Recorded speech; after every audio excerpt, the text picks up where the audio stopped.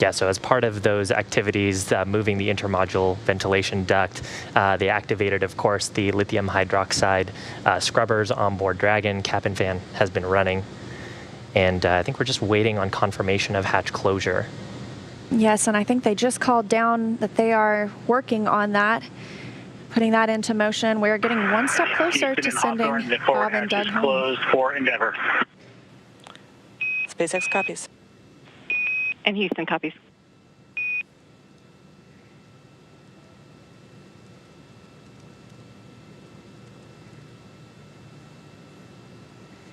And we just got confirmation that capsule Endeavour has closed the forward hatch.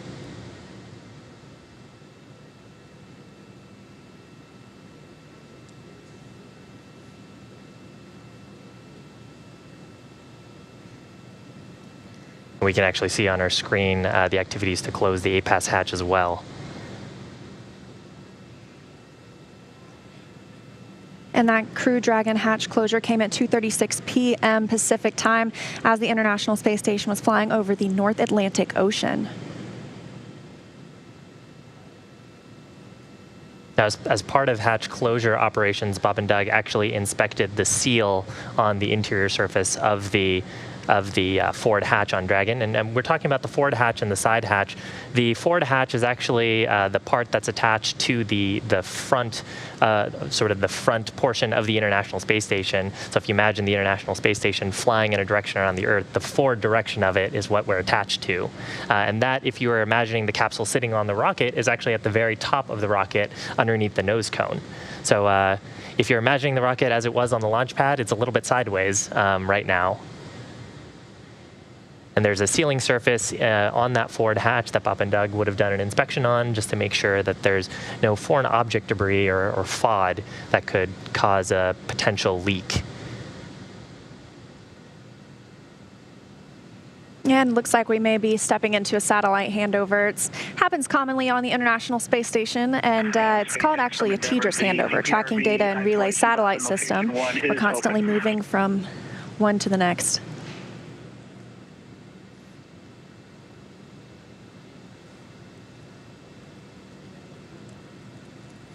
Yeah, so we actually use those tracking and data relay satellites as well on the Dragon vehicle. They provide our telemetry links. I believe they're in the GeoBelt. Hopefully that's correct.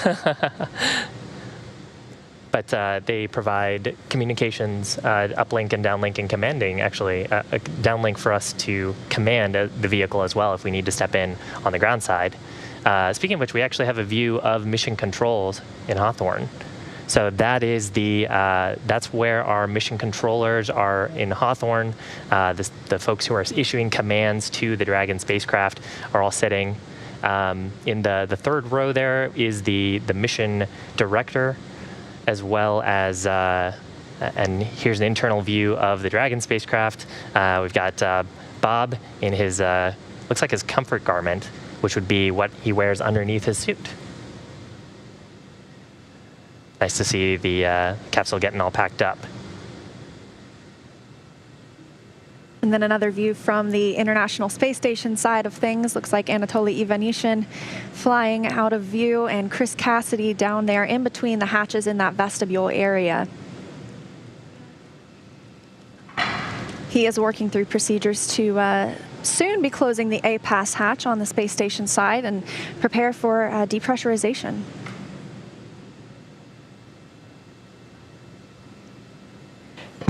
Dragon, SpaceX, no response. Yeah, so we talked about this a little bit. On cameras for your suit donning.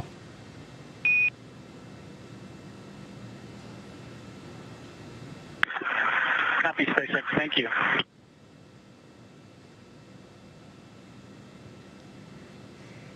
Now, we talked about this a little bit earlier, but the vestibule, the space between the APAS hatch and the forward hatch on Dragon is really just a small volume that is normally exposed to the vacuum of space when we don't have a visiting vehicle like the Dragon spacecraft.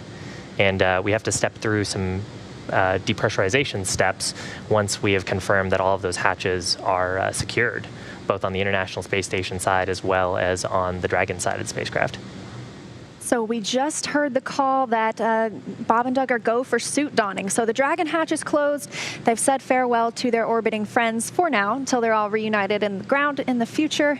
And they'll be going through that suit donning shortly. You did mention it looked like Bob Behnken was already in his comfort garment, that first layer of the suit. Yeah, the comfort garment is it's basically like an athletic garment.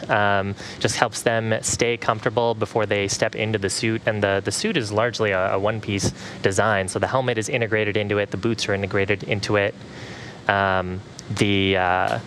Really, they will unzip some interfaces on the suit, climb into it, zip all those attachment points up, and then there's actually an umbilical on the leg of the suit. So it's a kind of a connection that provides gases and electrical connections to the suit, so they can use the integrated microphones in their helmets, and it also provides them breathable gases for suit leak checks, and if we were to have one of those emergency scenarios, it would also provide pressurization to the suit. And I think notable to mention that these are different suits from what you might imagine for like the spacewalks and EVA suits. These are what are called intravehicular activity suits, meant for really activity inside the vehicle. So what we just saw as Chris Cassidy was down there in between the hatches in that vestibule space, he was affixing that docking target that we mentioned earlier.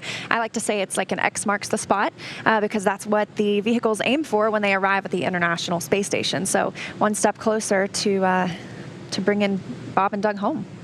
And we're actually really fortunate that the weather has turned out pretty good in the Gulf. Looking at a Pensacola landing site right now, we just, before we went on air today, we had the 2.5 hour prior to undocking weather briefing, and things are still looking good for an on-time departure today. Yeah, really glad to see the weather cleared up. Storm moved back towards the Atlantic.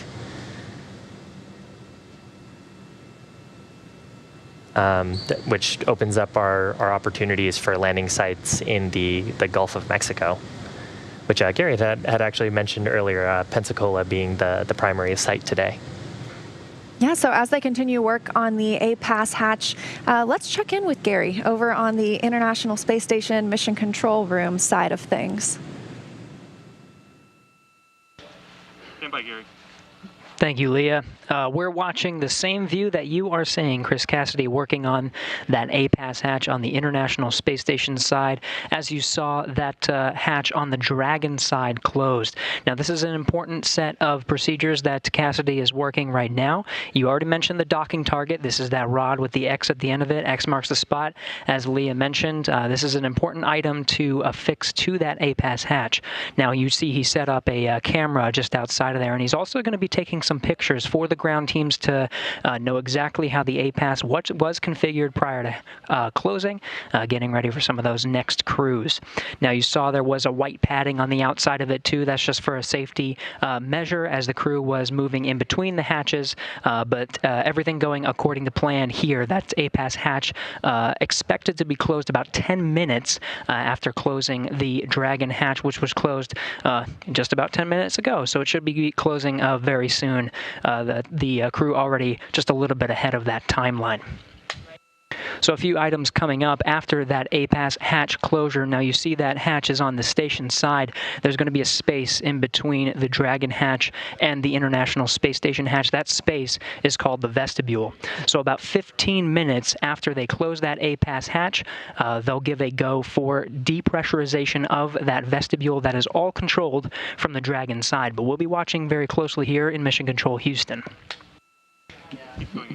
Now, the depressurization of that vestibule does take quite a little bit of time. It takes about an hour, actually, to get down to vacuum, but there's going to be a check at about 5 pounds per square inch. The check at 5 pounds per square inch is going to take some time. It won't take too long to actually get to 5 psi, but once they actually get there, bringing that vestibule down to vacuum creates a little bit of temperature swings. So we need that to dampen out a bit before performing a reliable leak check. That leak check will happen at the 5 psi mark, and then we'll continue down closer to depressurization towards vacuum. Now, that's all coming up very soon. The go, no go for actual undocking to occur a little bit more than an hour after depressurization, that at about 4:20 p.m. Pacific. And if everything goes according to plan, so far the crew a little bit ahead of schedule. We'll get them undocked right on time. We're looking at 4:34 and 58 seconds p.m. Pacific time. Everything going great so far from the International Space Station side. Now back over to you in Hawthorne. Thanks, Gary. Now that Dragon's hatch is closed and Bob and Doug have donned their suits, we'll be looking for the APAS hatch on the station side to close very shortly. APAS is an acronym that stands for Androgynous Peripheral Attachment System. So you can see why we use an acronym, and it's an integral part of the docking system. Before closing it, we saw Chris Cassidy working to attach that docking target to fine-tune any alignment for the approaching spacecraft. So it's not something required for the undocking, but obviously we need it to be there for the next spacecraft that arrives at that port. Yeah, and Gary had actually given us a... Anna, I got you loud and clear. Good to talk to you again today. How's everything going? Things are great. I'm super excited to be here.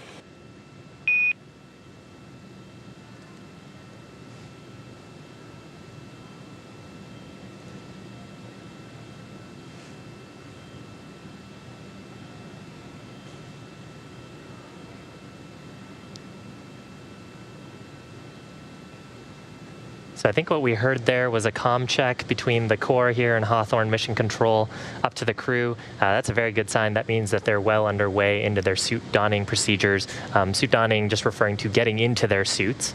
And one of the first steps there is checking that the microphones work both in the cabin as well as in their suits. Now, kind of what we were talking about earlier, once we get through suit donning, which will have a couple of steps involved in it, first with these comm checks, and then we'll actually do some pressure checks to make sure that the suits are leak tight. Once we get through that, then we'll actually go through a quick poll. Mission control teams will verify that we're go to depressurize the vestibule, again, which is that space in between Dragon's forward hatch and the station's APAS hatch on the mating adapter, pressurized mating adapter on the forward module. And as you saw, some flashes in that area down in the vestibule. That's Chris Cassidy, commander of the International Space Station, down in that space. He's taking pictures, and he'll be sending those back down to the ground team so that they can check out how the hatch closure procedure went, and he'll be able to provide those detailed photos for future use as well. Yeah, vehicle actually undergoing a number of reconfiguration steps at this point. With crew, of course, on board, we have to make sure that our life support systems and thermal systems are all operating as nominal.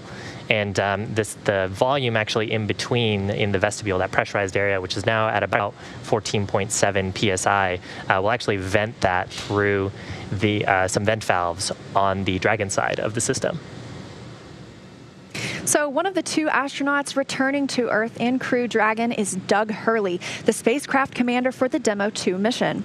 He previously flew on 2 space shuttle missions as the pilot on STS-127 and again on STS-135, which was the final space shuttle flight.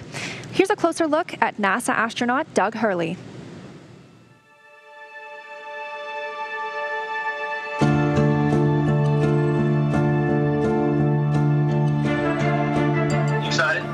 Very excited. Yeah, very excited. You feel ready? Still pumped? Oh yeah, I think we're ready. I think we're certainly ready. Joining the SpaceX DM2 test.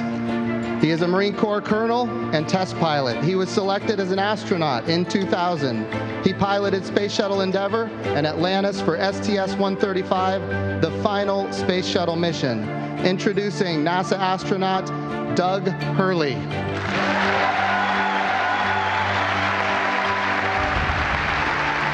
It's a life-changing process in so many ways to fly into space. It's just overwhelming in some respects. Just the sensations, the rumbling, the shaking, the acceleration. When the engines shut off and you go from, in the case of the shuttle, you go from 3 Gs to 0 Gs instantaneously and things start floating. And I remember distinctly just thinking, what just happened? To see a rocket launch in person is it's a pretty emotional event. I remember the first time I saw a shuttle launch, and it was amazing. And then when I saw a shuttle launch with my wife on it, that is quite the emotional experience. My name is Doug Hurley, and I'm the spacecraft commander for the DM2 mission to the International Space Station.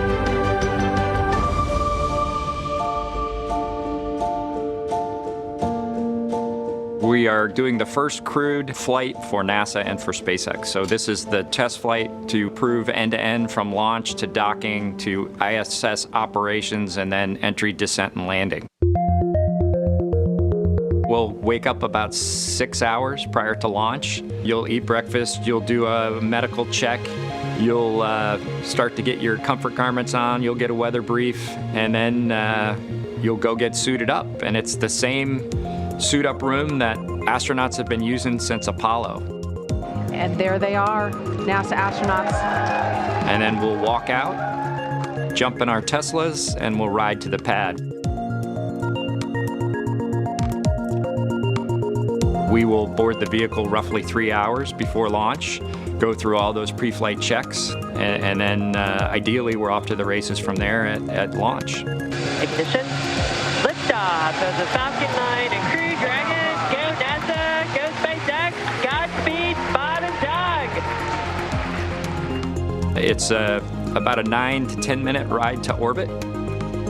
We'll go through the on-orbit activities. We'll do some manual flying of the vehicle. We'll obviously sleep on the vehicle. And then we will continue through the rendezvous phase to where we end up in front of the space station the next morning, ready to dock.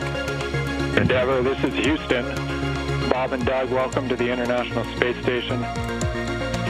We'll spend likely a few months on space station. We'll be able to do some on-board training with regard to undocking, entry, descent, and landing.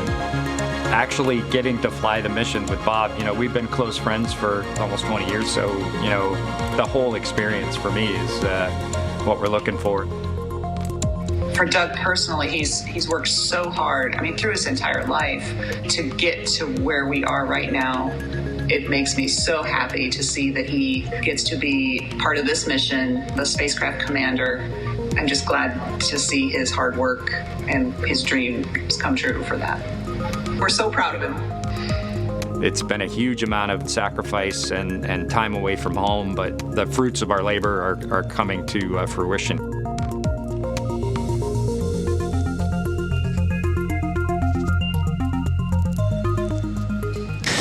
Now, with Doug is NASA astronaut Bob Behnken. He's the Joint Operations Commander for DM2. He previously flew on 2 shuttle missions, STS-123 and 130, and he also served a tour as the Chief of the Astronaut Office. Why don't we learn a little bit more about him?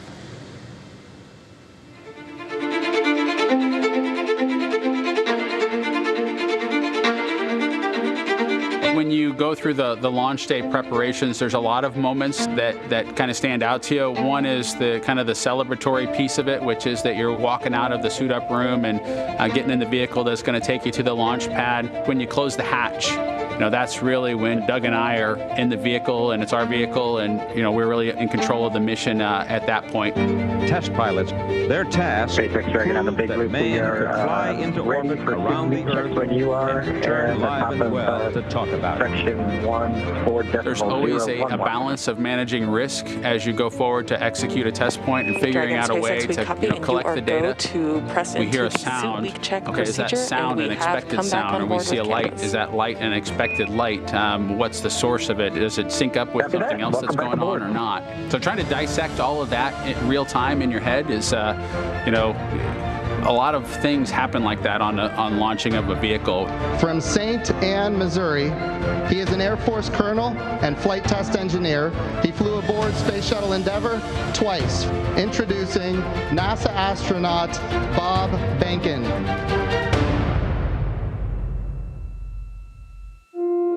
My career at NASA has kind of spanned a couple of decades at this point. I arrived with the class of 2000, went through the training program, primarily focused on the space shuttle and the International Space Station, learning those systems.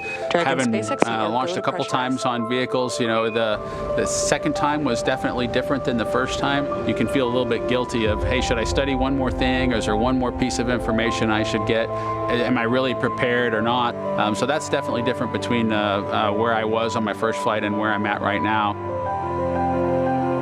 I think for me personally, as a spouse, watching everything that Bob has put into this over the last 5 years, the dedication that he's shown, the perseverance is pretty special. For both of us, though, the way our minds work, it won't be until sort of the mission is complete that you have really a chance to savor it and celebrate it.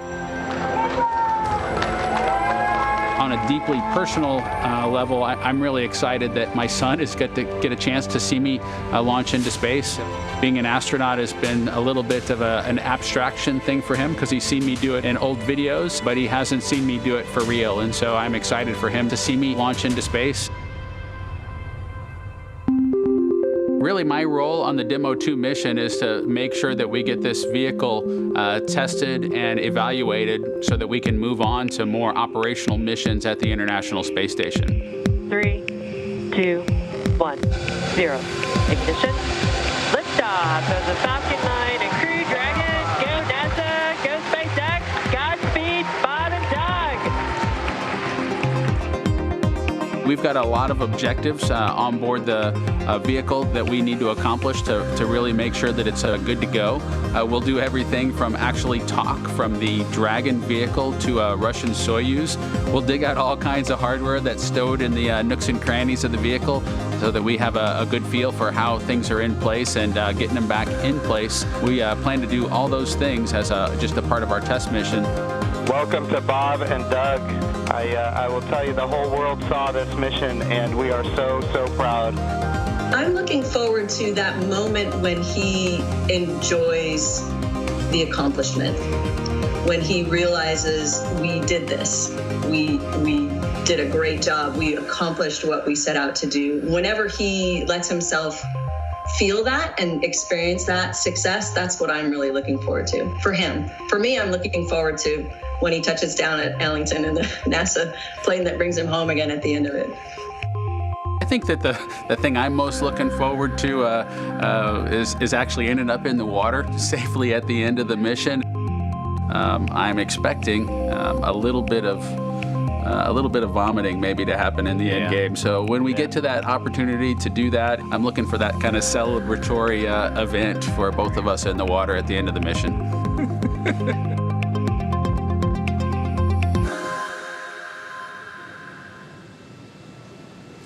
So cool, great view on your screen. That's from a camera behind Bob and Doug.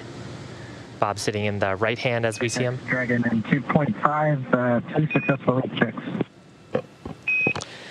Dragon SpaceX, we see the same. Thank you.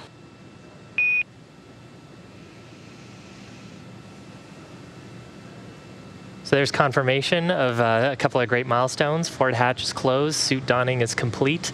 We just completed suit leak checks. Everything nominal. Bob and Doug just raising their visors, get a little bit more comfortable. I love this view because it makes me feel like I'm in the back seat of Crew Dragon, just going along for the ride. We did have, as you mentioned, a pass hatch closure during that brief video, as well as the beginning of suit leak checks. I've got a few milestones coming up. Next, we'll be looking for that vestibule depressurization, bringing that space down to a vacuum. That should be happening very shortly, hopefully within the next 5 minutes, actually. Yeah, so again, on your screen, left-hand side is spacecraft commander Doug Hurley. Right-hand side is spacecraft pilot Bob Behnken, and also joint operations commander. In front of them are the 3 touchscreen displays in the Dragon spacecraft. And with suit leak checks complete, the next major milestone, as you mentioned, Leah, is vestibule depressurization. So you can see they're checking out all their screens.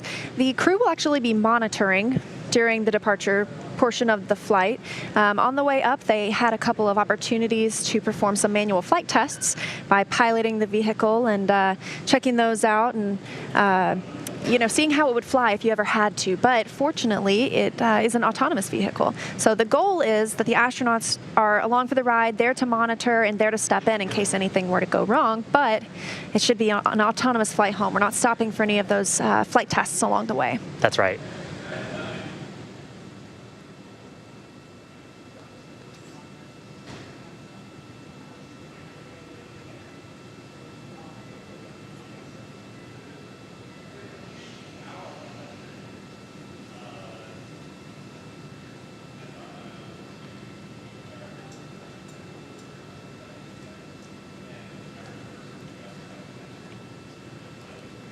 Just trying to take a look here to see what the vestibule is currently pressurized at.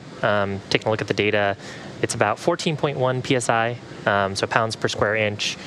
For reference, at sea level on Earth, we're at about 14.7 psi, and if you're about 1,000 feet above sea level, then you're actually at about 14.1.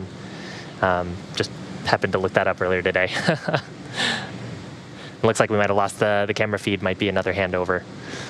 Probably so. We are waiting for that vestibule depressurization to begin.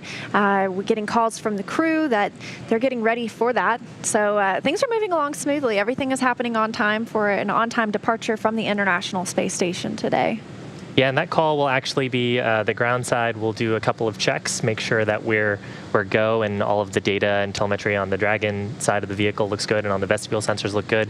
Then there should be a call to the crew from the core, letting them know that that we're planning to step into commanding vestibule depressurization, and then we'll actually issue that command. For this command, we are in joint operations. So what that means is the flight director in Hawthorne or in Houston at Johnson Space Center, the flight director of the International Space Station has mission authority for the mission. And any commands that we want to issue to the spacecraft will actually have to get permission from the flight director. And so some of those calls will be happening in the background before we actually begin that depressurization.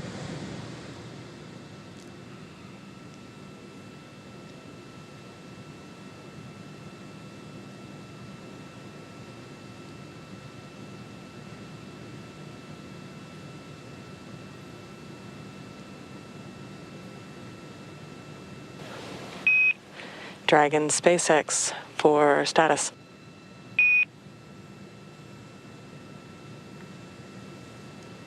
Go ahead, Anna. The ground has verified system reconfigurations for hatch closure are complete and they are nominal. The ground will step into vestibule depressurization shortly. And finally, control of cabin air temperature via your procedure 4.080 is allowed at this point, and note that the hex is currently configured for maximum cooling.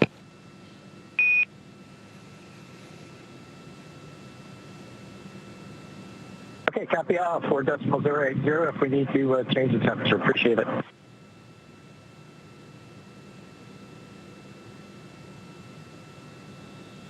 And some words going up to the Crew Dragon crew from, as you mentioned, the core, the crew operations responsible engineer here on the ground at SpaceX. They spoke with the teams in Mission Control Houston and decided, yes, they are almost ready to begin that depressurization of the vestibule. This is the exact opposite procedure that we saw on the way up. And sounds like vestibule depressurization has begun.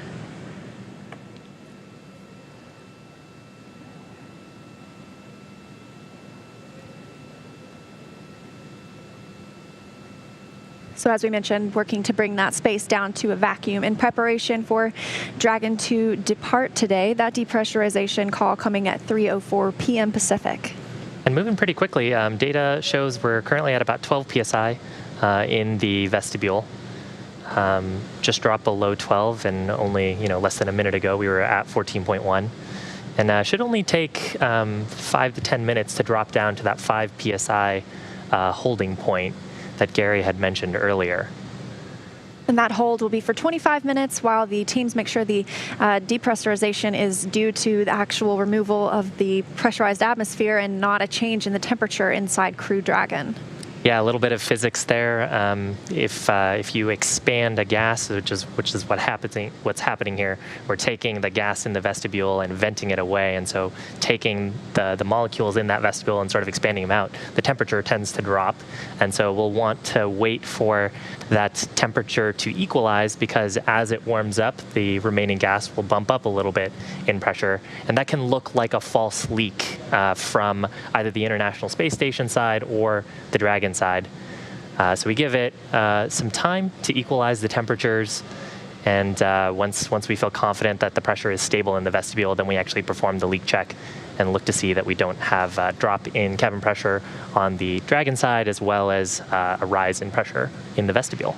And things are moving quickly. We are actually already at 8.5 psi, it's pounds per square inch, in the vestibule. And as you mentioned just a moment ago, we were at 14.1. So at 8.2 now, and then we'll be waiting for that 5 psi point where we'll do that 25-minute hold.